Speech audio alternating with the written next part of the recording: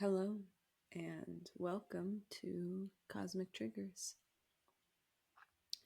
I'm just going to dive right in. I think we are in an interesting era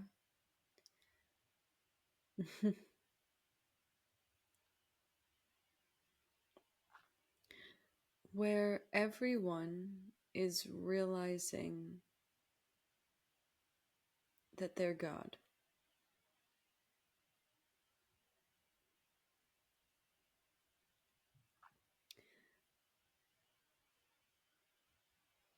And I think being God is interesting because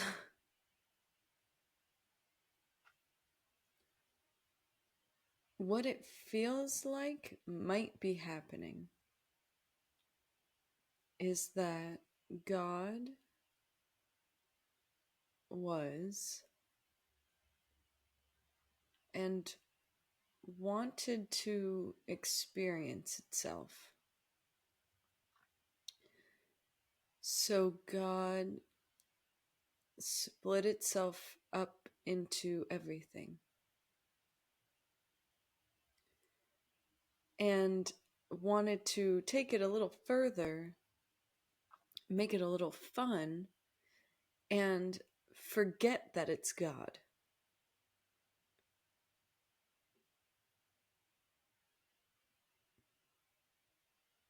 So that it could remember that it's God.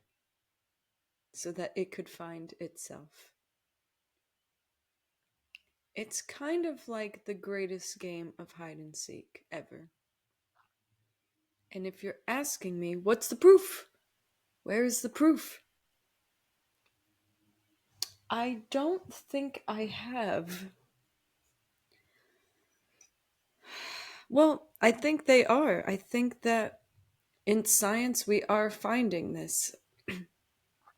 I think we're getting close to uncovering it because that's part of the uncovering of God, is that it is in all things and it wants to be found, right? Like ultimately it wants us to remember that we're God. It wants to remember who it is in return to, like, right, like you play a game and then the game ends, then you go home, and then maybe you play the game again.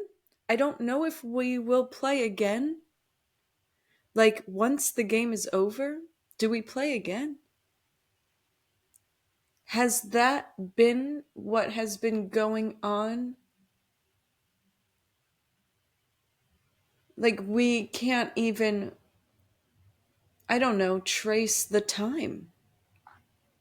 How many times have we played hide and seek? Okay, I don't want to get too lost. God wants to remember itself. So I'm thinking like in, I think, is it quantum theory? Like in quantum physics, like I'm just thinking about those particles that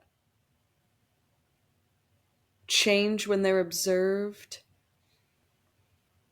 And so I was just trying to find some information on physics, and I have a friend who studied physics, and we're going to do a podcast episode. So I'll have him on and we'll talk more about this in depth. But um,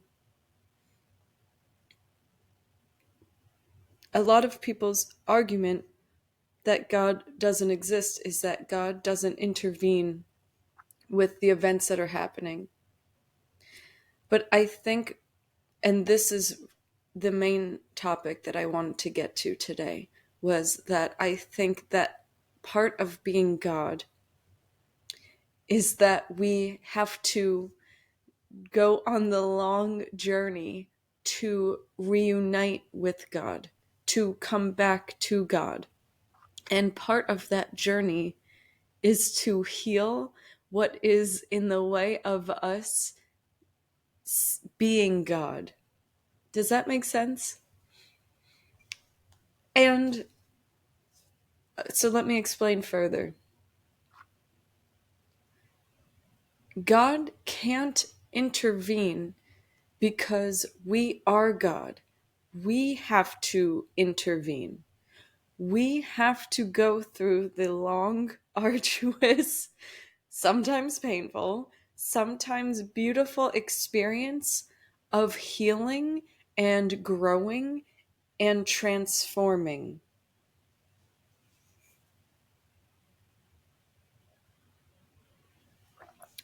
And if you want to say, I think that's your like, maybe I'm just trying to understand what's going on.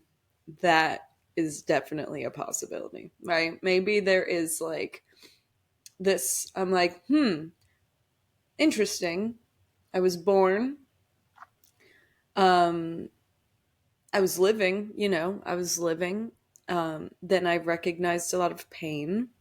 And then I recognized relationship dynamics. And then everything was a mirror to what is going on internally that was not all good. And I was like, what do I want to do with this undesirable feelings? What do I want to do about these patterns that keep me from loving? Then I was introduced to love, right? So, whatever portal that was for you, where you finally got in touch with like God and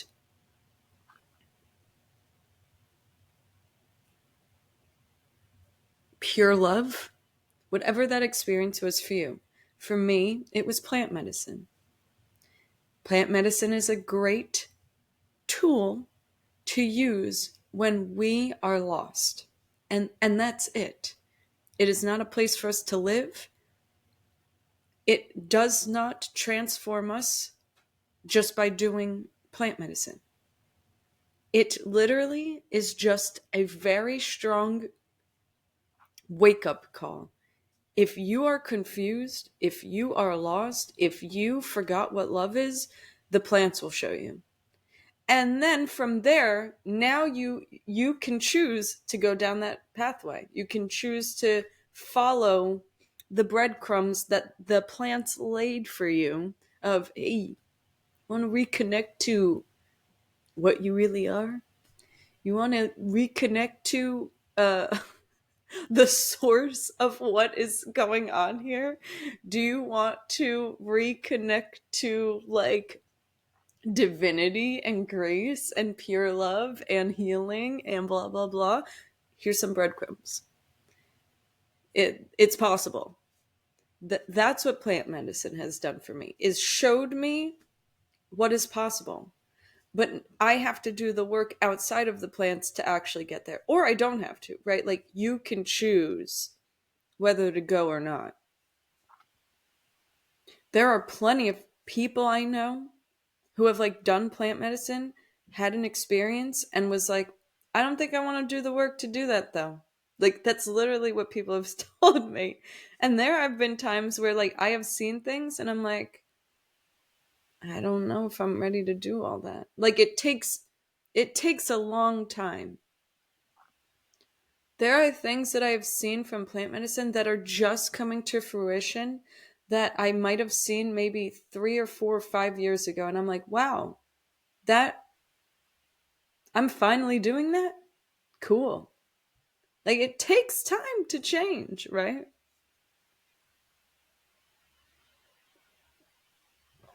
So let's get back on topic. I could just be trying to explain what the holy hell is going on here. Trying to make sense of what's going on. I think in a way we all are, right? But like, is there a truth?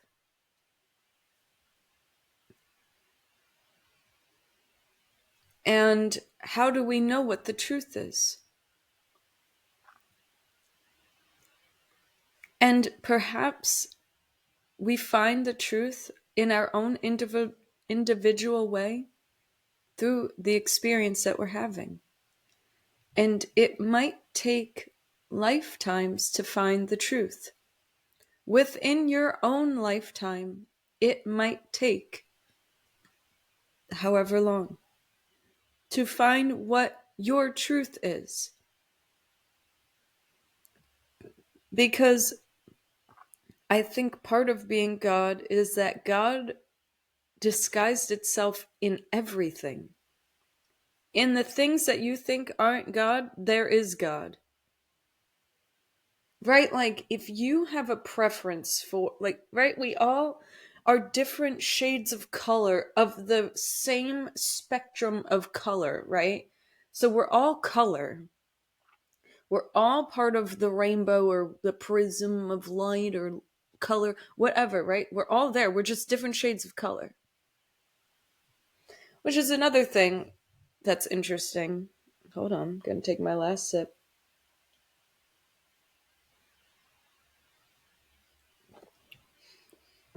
In like yogic, in like India's old, okay? India's hella old. Their science, Ayurveda, is like 5,000 years old. That's ancient, bro. That's like how old the pyramids are, okay? Ancient. That's how old they've, that's how long they've been around thinking about shit. All right, so maybe we should listen a little bit, right? So in, I don't, they believe, right, in the chakras. And they also believe that, like, there's different levels of the soul where you are living in a different level of the chakra. So when you are living in like the root chakra, you're typically like a physical worker. Maybe you're like yeah, you're like a, you work with your hands, right? But if you're living in like a lifetime of the heart chakra, you're doing more things that have to do with like humanity and healing and blah blah blah. And then like when you're living in these realms, right? Like we could say Ram Dass might have lived in the throat chakra, the third eye, the crown, right? Because he was kind of like this spiritual guru. So maybe he was living in one of these higher realms. And then what happened? Is that like, is that kind of the point? Is like, God's got to start here? And they say you can get booted. You can get, you can get demoted like in a lifetime if you like, I don't know how true everything is. We're going to take everything with a grain of salt. But they say like saying like this is karma. Say like you have something that you need to overcome. And I think we can kind of all agree on that. Agree on that. Like look at your life. What is like maybe a theme you're recognizing in your life that like something that you struggle with over and over and over again, and maybe like a mistake or something that you've done many times that like you're like, man, I keep doing this thing and it's kind of screwing me over. Maybe I got to stop doing this thing. And then you can even look into you can look into your own past, but you can even look into like your family and see where that's been repeated. Family systems is wild. It's so important to look at where we come from to see what we might be repeating that we don't even know, right? Like there's karmic debts within ourselves, maybe, but also in our families that we can end. Like we can be like, no, this needs to stop actually, because this isn't getting me closer to, this is like, this is keeping me down. This is putting me down. So there's this concept of like let's think about it like this, like if God, like, right, he or she or it, whatever, right, to become God, it does need to learn certain lessons, right? Like there is a way to be that is more godlike than not. So if we're doing stuff that's kind of like putting us down. Yeah, it's like, all right, you're going to try again. So then you get another life. Right? I mean, it kind of makes sense. You want me to prove it?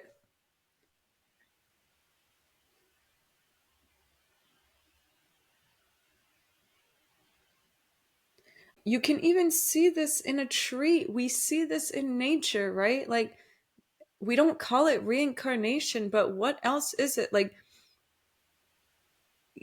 even like, okay, like a squirrel, right? Living in a suburb. The squirrel's got to learn, like, don't run out in the street when there's a car because you're probably going to get hit by the car. And then the squirrel dies. And, like, not that the squirrel was wrong or bad, right? Like, the squirrel's got to learn. Maybe he comes back not as a squirrel, but maybe. Or maybe there was something before being a squirrel that like he really needed to master first. Then he can be a squirrel again and then he gets it right and then woo, I did it. I made it. But I mean, we're going to die anyway. So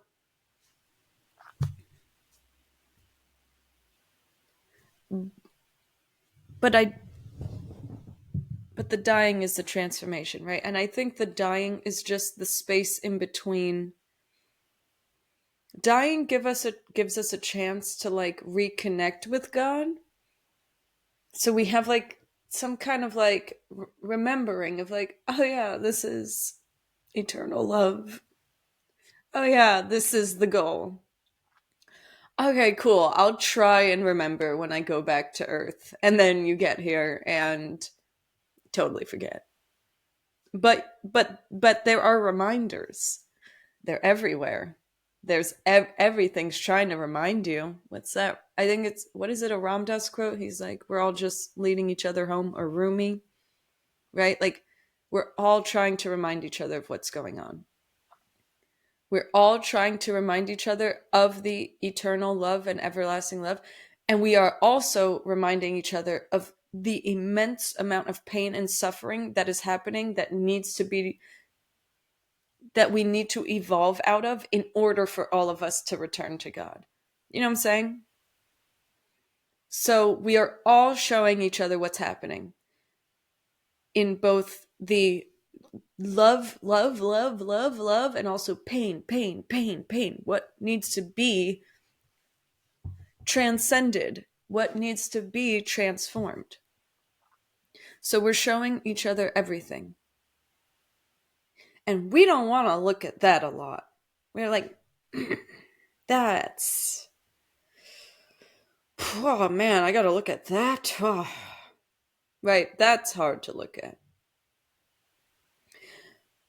But something else I wanted to comment on was how sometimes we can get really, I think we hyper focus on this, that we totally forget what the goal is. Like, we totally forget that we all deserve this. And we get really wrapped up in the pain and suffering and how some people actually deserve that. We're like, yeah, some people deserve that actually. Or we get obsessed with our own and we're like, I will never transcend this. This is just what is my life. Right? So we get stuck in here and we forget that actually the love and the joy and happiness, like that is also what we really more so what we're meant to experience. And that felt scary to say. I was like, whoa, are you sure that we are all really more so meant to experience love and joy?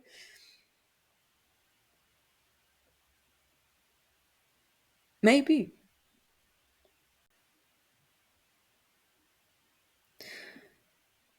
I think that God needs everyone to cooperate and collaborate. I think we need like every single person to get on board. And this is so interesting how things years ago, I read a book called Cosmic Triggers, which was the influence of the podcast title. There's three books. The first one is Cosmic Triggers. They're all cosmic triggers, but whatever. So in this book, actually, I'm going to read it. Hold on. So I believe this was in the 60s. Dr. Timothy Leary, if you're familiar with him, in the 60s, he was him and Ram Dass, before Ram Dass became Ram Dass. I think they were psychologists, not psychiatrists, something. And then they discovered LSD. And they were like, whoa, this is crazy. And Timothy Leary was a huge advocate. He was working with people who had depression, who had anxiety, who were alcoholics. He would do maybe 2 or 3 LSD sessions with them tops. And they would kind of be cured, you know. Alcoholics wouldn't need alcohol anymore, right? They got back into, again, what I was saying about plant medicine. They had an experience, a direct experience with God, and then they were like, oh, okay, I got it. All right, cool. Got it from here. Thank you. I'm going to continue being God now. So he was bringing this to, courts, and was like, we need to legalize this. This is really going to help people. And of course, anything that helps people, what right? Is there a force that's like, no, don't return to God? Does that exist? Like, and why does that exist? Does it exist as part of the game? Do you know what I mean? Like, is it just fun for God to have an adversary who's like, is it like all of these movies like Star Wars, like there's the good versus evil? Is that just it? Is that there's just some force that exists so that we don't get closer to God, so that there's like there's like a challenge. There's like something to overcome. It's so interesting.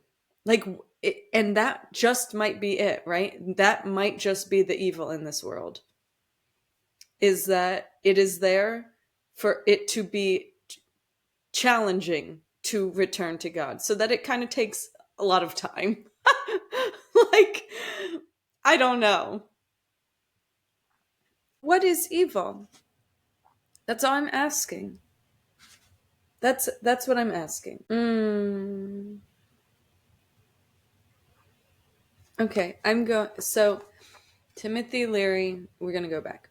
So Timothy Leary was like, hey, let's make LSD legal. I think it's going to really help people. And then whatever the forces are that are like, oh no, whether they're conscious of it or not, I don't even know if they're conscious of it, right? Are we conscious when we're evil? You have done evil. Admit it. I have done evil. Would you have really chosen to have done evil? And maybe in the moment, it did feel good, right? Because you have pain, right? Like, at some point, pain was inflicted upon you. Maybe it was in this lifetime or in past lifetimes, but you know pain. And so there's like some part of us, I think, that when it gets to express that pain, it's like, oh, thank you. Now someone knows my pain. And there is a healthy way for pain to be known, right? Where we don't have to keep hurting each other and putting each other in pain, but to share the pain in a way that's like, this is the pain that I'm in. This is the pain that I've experienced. And for us to hold it, right? Like, there's that, so that the pain can be transformed.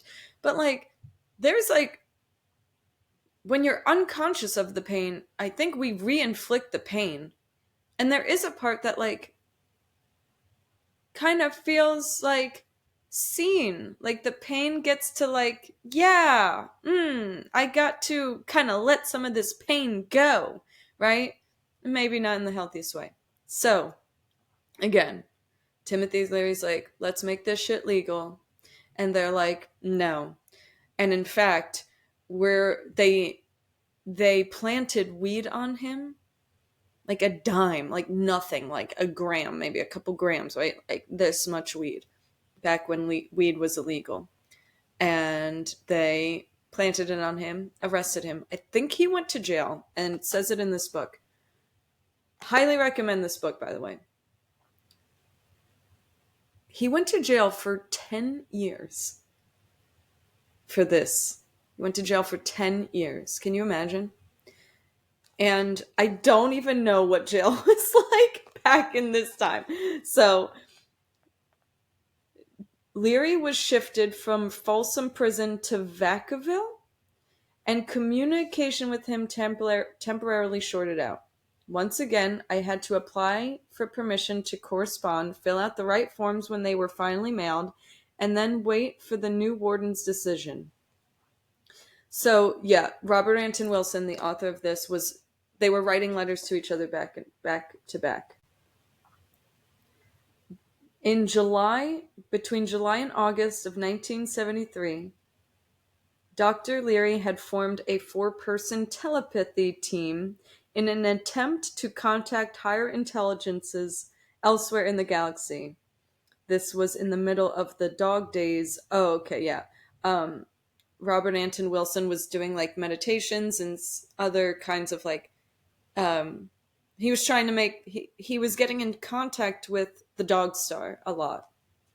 And he admits real or hallucinatory. And he also talks about Egypt a lot, because Egypt, and you'll read it in this book, Egypt was communicating with the dog star a lot. I'm pretty sure the Sphinx faces the dog star, or there's so many like connections in Egypt that they were communicating with the dog star. So Leary forms this 4-person telepathy group. The persons involved were him, his wife Joanna, another prisoner named Wayne Benner, and Wayne's girlfriend. They were calling them the Starseed transmissions, so they were getting transmissions in this telepathy group, or so they called them. They said they were received in 19 bursts, seldom in recognizable English sentences, requiring considerable meditation and discussion between the 4 receivers before they could be summarized, eventually into the following message. So basically, they're doing some kind of meditation and they're receiving downloads. And this is the download they received in 1973. It is time for life on Earth to leave the planetary womb and learn to walk through the stars. Life was seeded on your planet billions of years ago by nucleotide templates which contained the blueprint for gradual evolution through a sequence of biomechanical stages. Let us already just dismantle that. That is what happened. In a sense, like, right, we don't have to, whatever, if we were planted here, whatever. But also, like, where the fuck did we come from? What, right? Like, sure, we can look at evolution, right? Okay, we came from this fish, and then he walked on land, and then he was an ape, and then we became this, and blah, blah, blah. But, like, where did consciousness come from, right? How was that implanted? So we can rewrite this and say, okay, God, again, wanted to experience itself, broke itself apart into, like, infinite things that happen. A lot of them happen to be on Earth. And through evolution, it is becoming closer to itself. That's what I'm saying. But that's also kind of what I'm reading here. The goal of evolution is to produce nervous systems capable of communicating with and returning to the galactic network where we, your interstellar parents, await you.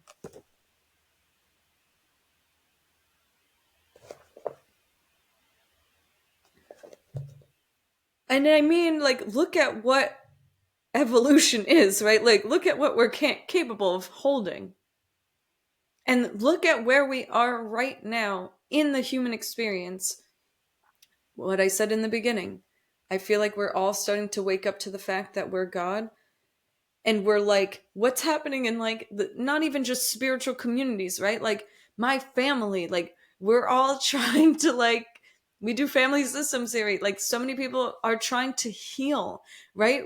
There's so much talk about healing the nervous system so that like we're not in this fight or flight, but that we can actually like be who we are, right? And be higher level beings where we don't have to fight and kill, but like be intelligent fucking beings, right? Okay, we're gonna keep going. We don't know about what interstellar parents, right? Whoa, okay. Life on planet Earth has now reached this halfway point, established itself, and evolved through larval mutations and metamorphoses to the 7 brain stages. Timothy Leary wrote about this. That will be a conversation for another day. At this time, the voyage home is possible. Assemble the most intelligent, advanced, courageous of your species, divided equally between men and women.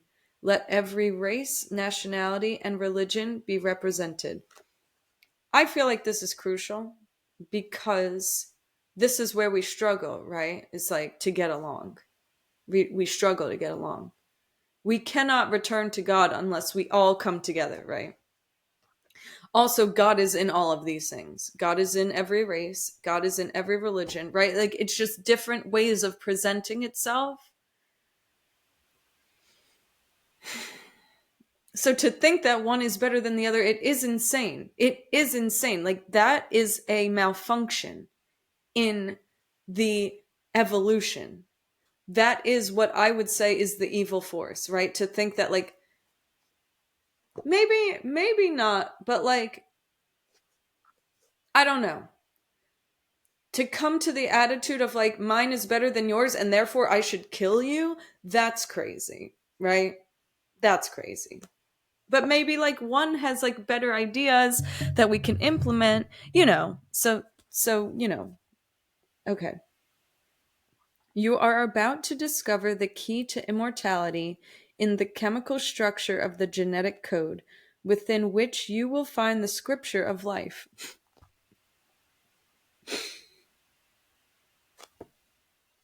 I'm sorry, I haven't read this in a long time. The time has come for you to accept the responsibility of immortality. It is not necessary for you to die. It's just crazy reading this because this is in the 70s and I've just been meeting a lot of people recently who also think that like immortality is possible, right? Whether it's through the fusion of AI,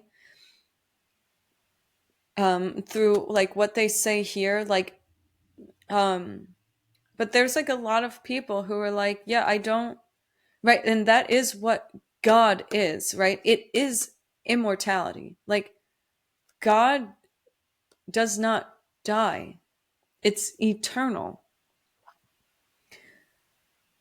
So if we were to return to the one, right, that is immortality. But and I think it's interesting that they say the responsibility of immortality, because maybe it is, in a sense, easier to die, but things take longer.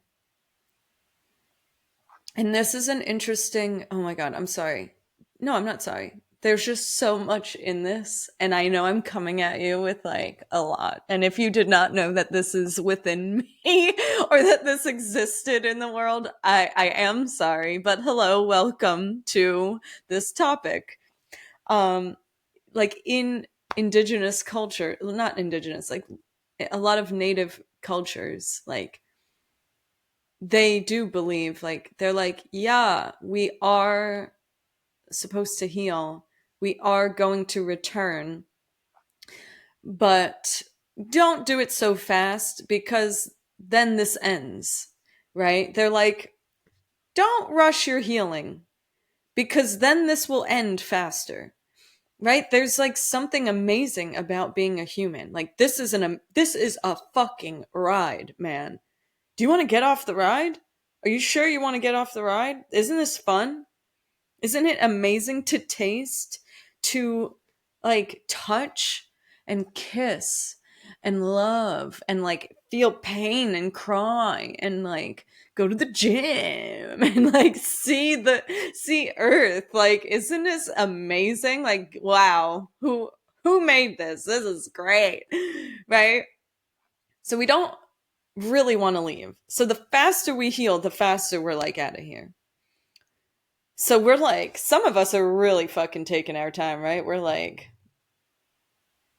killing ourselves. Like maybe that is part of why like some of us don't want to heal, right? Because it's like the earthly pleasures, man. This is what it's all about. Why would, right? It's like, think of like the devil and the angel. It's like the devil on your shoulders, like, why would you want to heal? Like, you get to party and drink and have sex and, right? The earthly pleasures, which aren't evil, they're amazing. And then the angel's like, nah, bro, we got to transcend this experience, right? So we're like, how can we walk with both and be like, okay, I want to transcend, but I'm, while I'm transcending, let's enjoy ourselves a little bit. And then the enjoyment doesn't necessarily have to be from like, I only want to enjoy, right? There probably is a balance, as Alan Watts would call it, the middle way, right? That we can enjoy both while we're here. We can transcend and experience what it is to be a human. So, the responsibility of immortality, I think, has to do with this transcending and what it will take to transcend, which is healing, right? Like, to transcend. Okay, he's going to say this, but I'm going to say it right now. To transcend, we need to heal this bullshit. We need to get over hatred, man. We need to stop judging. We need to remember the God in everything, right? Like, even Donald Trump, even Elon Musk, even all these people that you hate, whatever side whatever side you're on, right? Like, because yes, evil's happening, right? Like, I do try to maintain this, like, listen, Donald Trump's just an injured person. Joe Biden's injured, right? We're all injured. We are all carrying a piece of pain. And then, yeah, and then I'll see like some bullshit, right? That like somebody's doing. That is evil. But again, like, are they doing evil consciously? They are literally showing us what needs to be healed. And we have to step up and do something about it. Like, we've relied on us, like, right? We're like upset that the system's like screwing people over, right? What are we going to do about it? What are we going to do about it? That we need to start being responsible. And I'm not saying it takes time. It takes time. Because I have to quit my job, right? Like, okay, during, when was this? Excuse me, I need some water.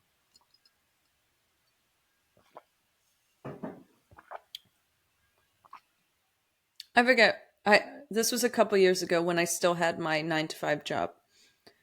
Um,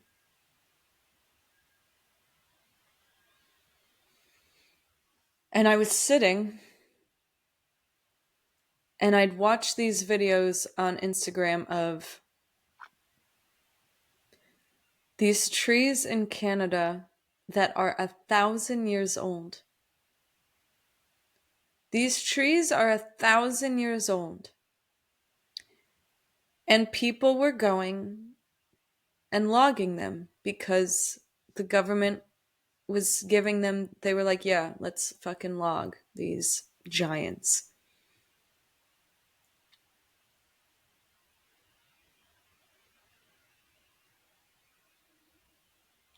And people were chaining themselves to trees. People were, it was called the Fairy Creek Blockade.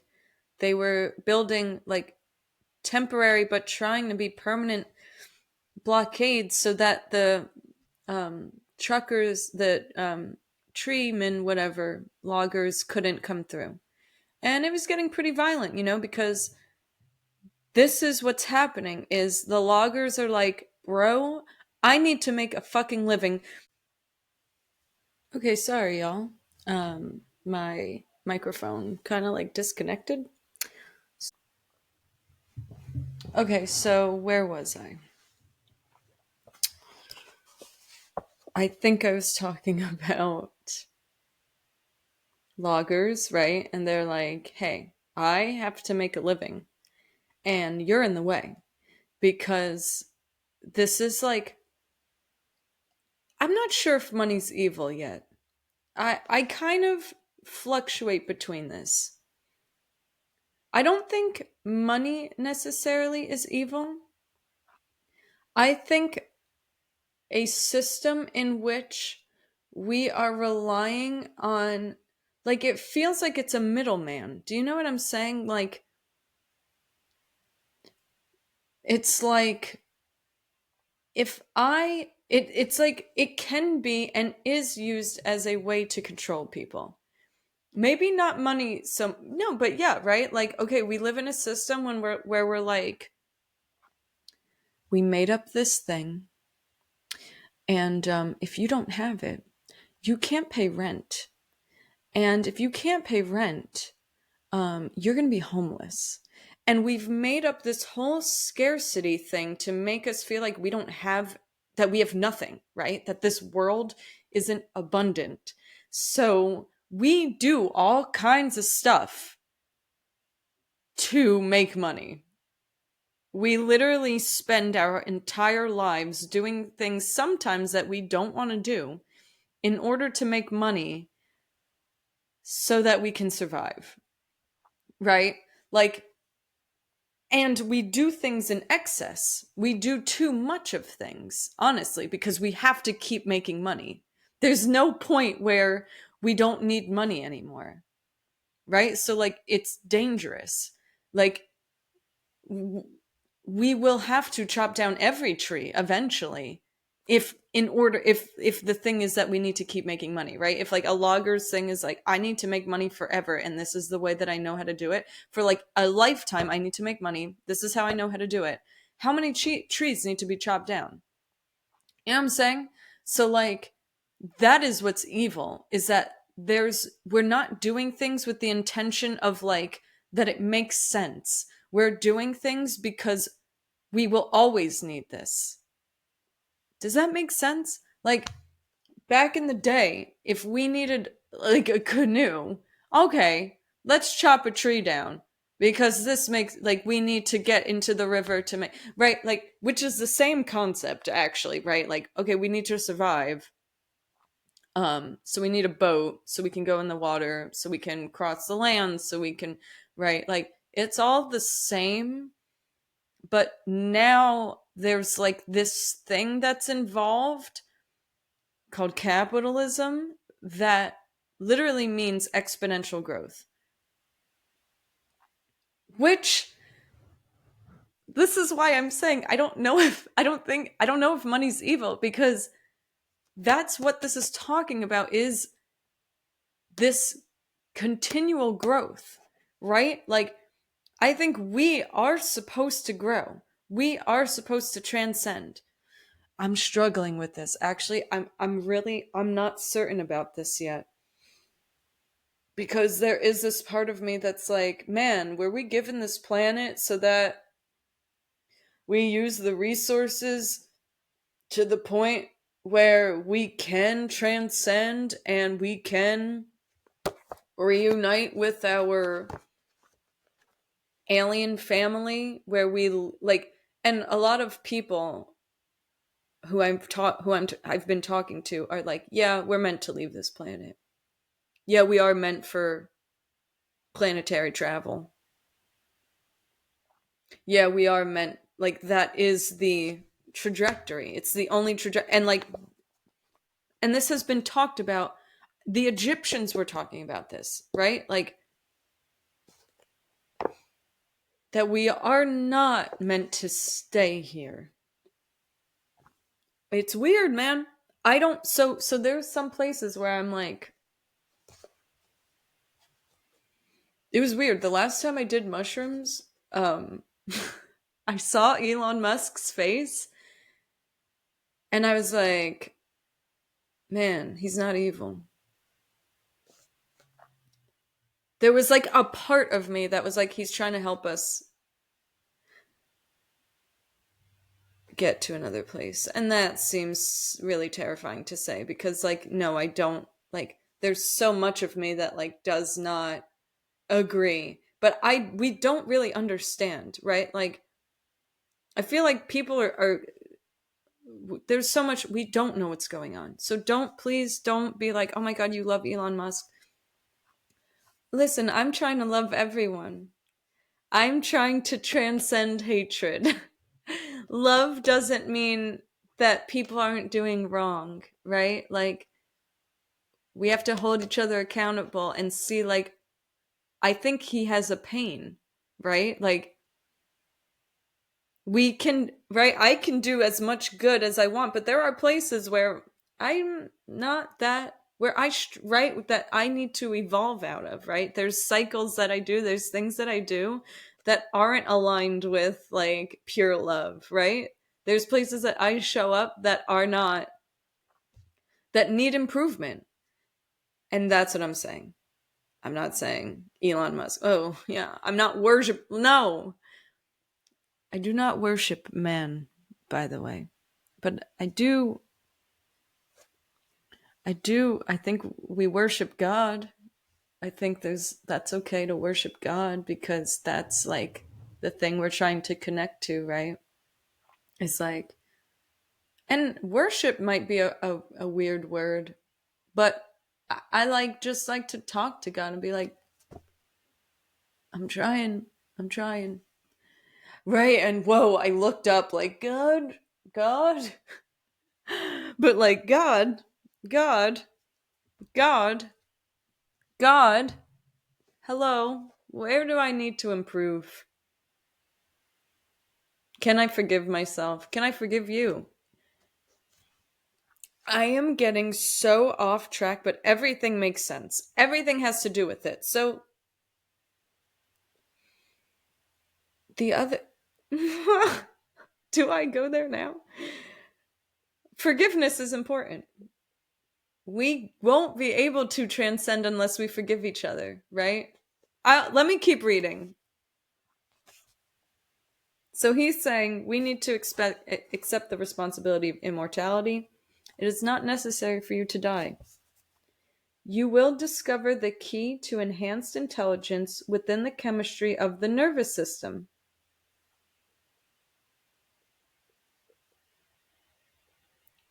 It just makes sense. As the nervous system heals, our intelligence gets to come out, right? Like, if we don't have to come from fight or flight, if we don't have to come from fear-based emotions and reactions, the nervous system becomes clear, and we can literally receive information, right? Like, that's what downloads are. And if if you don't know, if you have not experienced a download, you definitely have. It's like intuition. It's like when you know something. And the more we can have a clear nervous system, the more we can know and come from a place of knowing. So, yeah, okay. This is this is amazing. Okay. Certain chemicals used wisely will enable your nervous system to decipher the genetic code. All life on your planet is a unity. All life must come home. Total freedom, responsibility, and interspecies harmony will make the voyage possible. You must transcend larval identities of race, culture, and nationality. Your only allegiance is to life. The only way you will survive is to make the voyage home. I mean, I think I've already said all this already. It's just, yeah, my therapist has said this many times in our family in our family therapy, which is none are to blame, but all are responsible. None are to blame, but all are responsible. I can't tell you how difficult it is not to blame. And I'm sure you know. I want so badly for there to be someone to blame for my pain, for me not being able to do what I want to do. I really try and find anyone to blame that I can. And when I blame, I don't have to be responsible. And this is profound. This is not what we do in this society.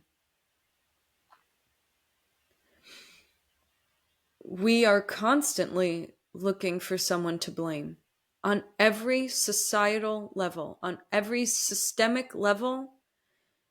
We are blaming. And it allows for, and this is really controversial.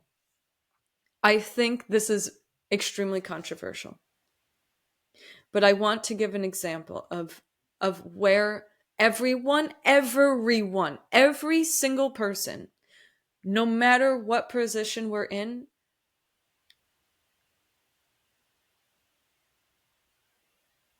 we need to transcend this.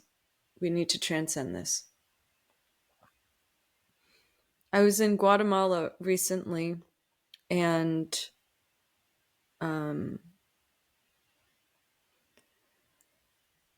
I went to Lake Atitlan, which is a place where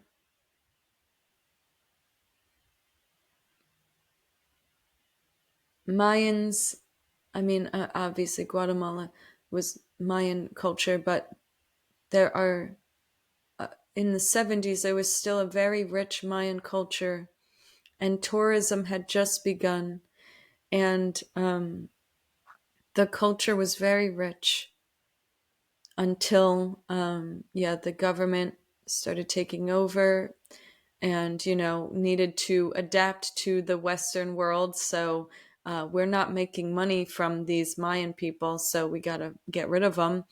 And the way they were living is like unlike anything I've ever experienced. And I only know about it because Martin Prechtel wrote about it. He wrote about his experience living there in the 70s and the 80s. and how he witnessed these peoples go from a very rich indigenous culture to it just totally being dismantled. Um, if you have Spotify, his book, The Unlikely Peace at Kukumachik, I highly recommend it to get a taste of these people. Because even going there, um, it's not something I necessarily wanted to look for. But I did hope that it would be there, not for me, but for it to be there for the people. So I was on Lake Atitlán, and it's a pretty big lake, and there's a lot of little cities. So I primarily stayed in Sununa and San Marcos. And I think where Martin Prechtel stayed was in, I think it was San Pedro or San Juan, which was like a 5-10 minute boat ride from me. And the indigenous people, the Mayan people, are called the Sutuhil. I think I'm pronouncing that correctly. I think it's spelled TZ, so Sutuhil. And one of the days that I was on the lake, I have a beautiful friend, Anna, who has been going to the lake for about 8 years, I believe. And she speaks Spanish, and she's just made a beautiful connection to the people there, to the locals, and she does a lot of beautiful work to help to support them. So there's this family that she met, I believe in San Juan. I might be wrong. They are Sutuhil people, and they have worked with cacao for generations. And we had the honor of doing a cacao ceremony with, her name was Maria. No, her name was Anna too, the Mayan woman. And she came to where we were staying, and she did the only real cacao ceremony I've ever been a part of. And the thing that I got in touch with, that actually, when we all talked about it afterwards, that we all got in touch with, was the pain of the people. The pain of the people and her family and the Mayan people, their pain and how they are struggling and the pain that they've endured. And a message that I got was that we cannot live there.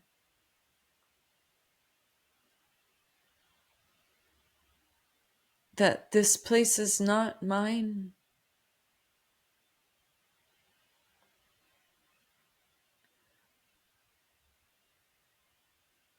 And I did not feel blamed for the pain. That's the point that I want to make. Is this woman did not look at me with hatred. She did not say to me, you tourists are the reason why we're struggling. She did not. She came to me with love, pure love. She loved me. And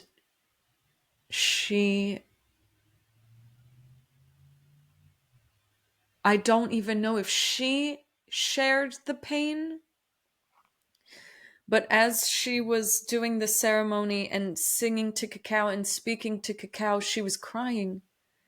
And there was a great deal of love. I didn't know what she was saying because she was speaking in her language, but I felt it. And what I felt was pain and so much love and gratitude all wrapped up in one. It was an incredible experience. And my point is that there was no blame. I was able to hold this pain of these people and this country and this lake and walk away with I have a responsibility now.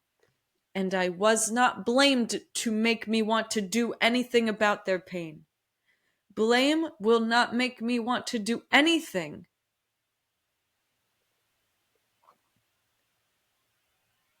But love did.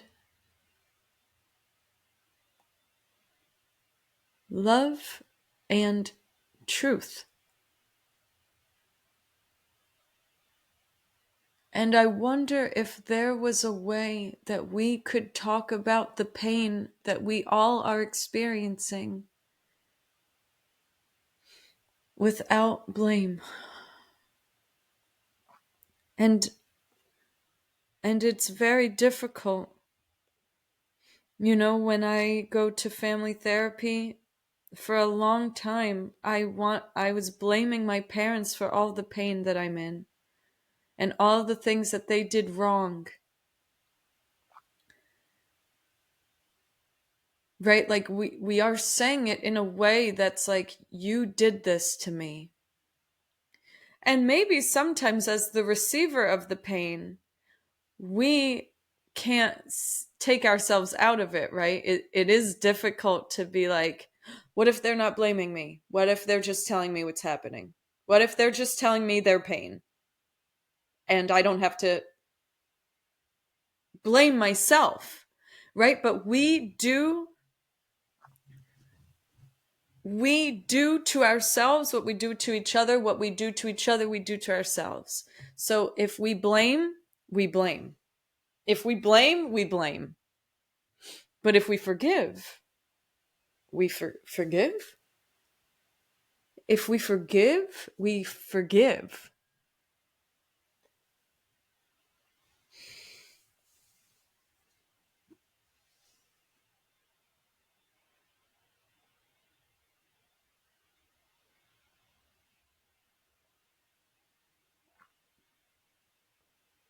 And when we don't blame, we can be responsible. But this is a journey. It does not happen overnight. And we live in a society that encourages blame, that is not forgiving, right? Like if you do bad, you go to jail. If you make a mistake that we deem is unforgivable, you're going to prison, right? So there's a lot of fear. There is a lot of fear of being blamed and of being responsible and of all of us being responsible. What if I am also responsible for the prisoner? How can I be responsible for you? I have to be responsible for my life. I'm not even experiencing joy yet. And now I have to be responsible for you? So this is a process. This is a fucking process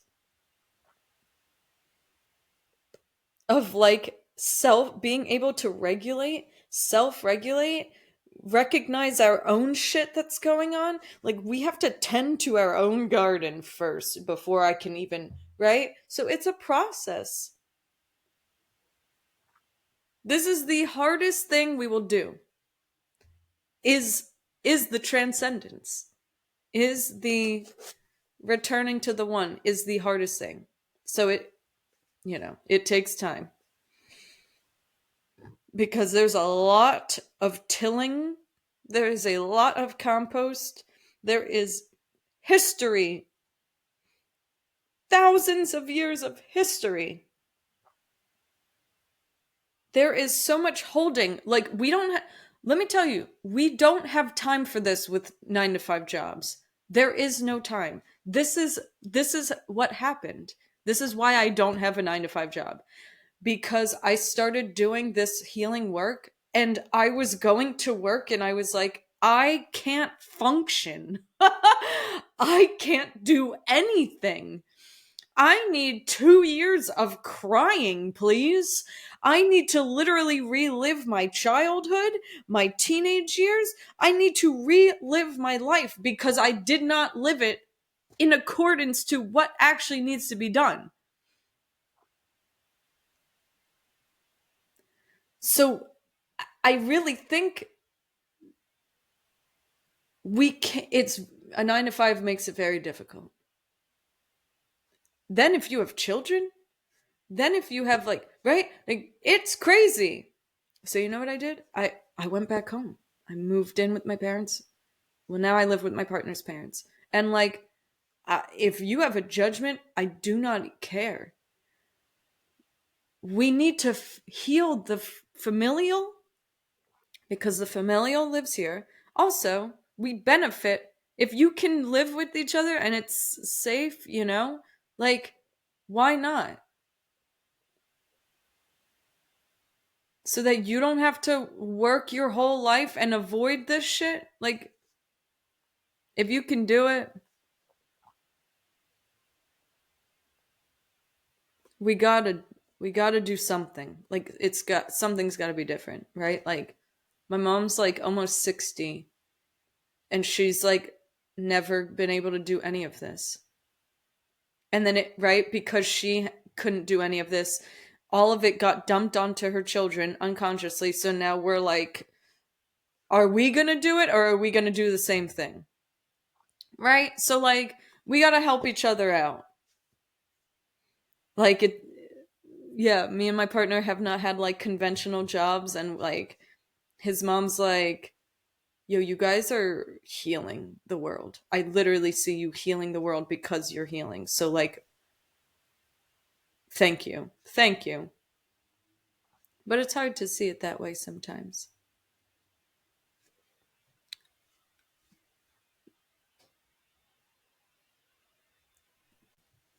Thank you for listening. I'm going to continue. All life on your planet is a unity. All life must come home. I read this already. Your only allegiance is to life. The only way you will survive is to make the voyage home. I thought this part was interesting. The Japanese people are the most advanced race on your planet and will give protection to the company. We are sending a comet to your solar system as a sign that the time has come to look to the stars. When you arrive back home, you will be given new instructions and powers. Your sperm ship is the flower of terrestrial life.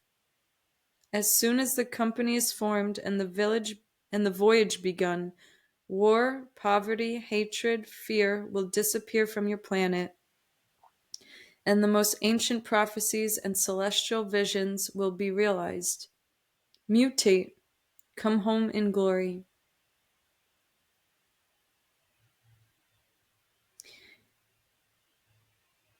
In the following months, Comet Kohutek, as predicted in the transmissions, arrived in the solar system and sped inward toward the sun.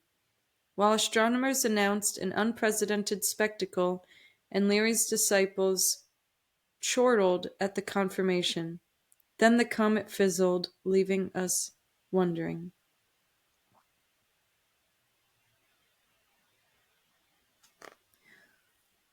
And again, things can be interpreted all kinds of ways, right? So they're talking about a ship going to terrestrial life, which might be a possibility. That might be the thing that happens. But it could also just be referencing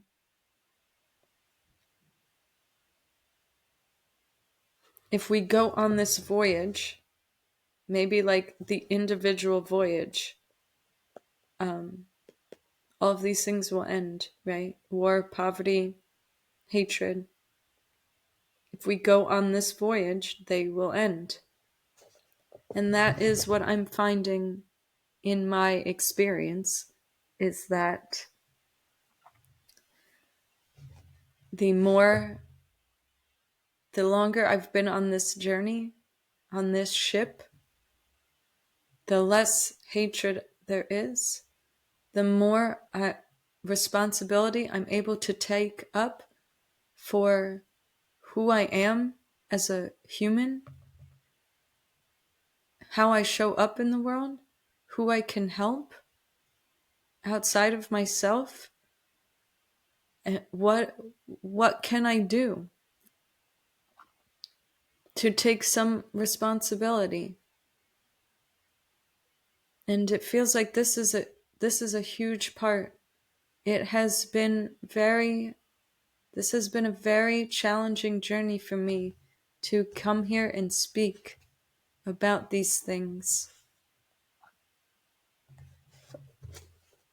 to speak of what my truth is and what I think the truth of the world is.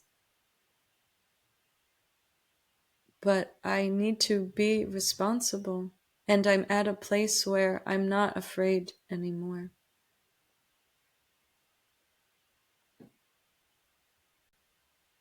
There is so much more to say. There is so much more to say. My invitation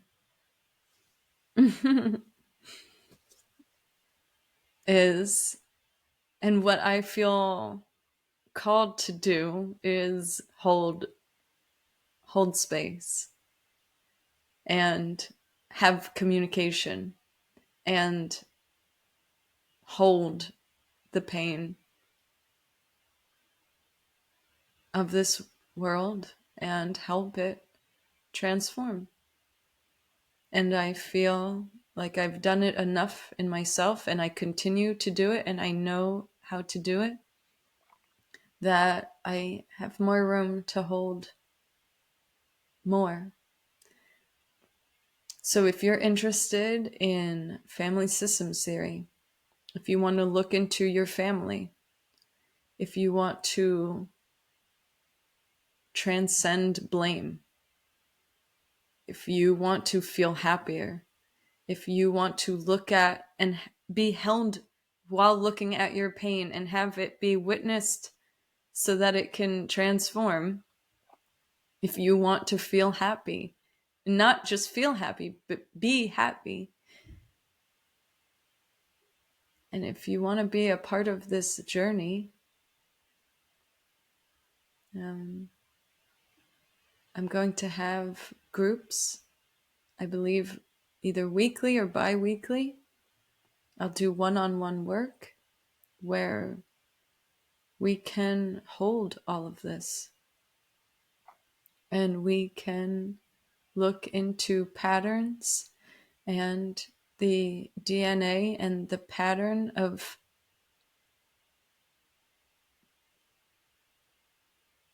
the patterns that exist in you and your family that can end. We can look into ways to balance the nervous system,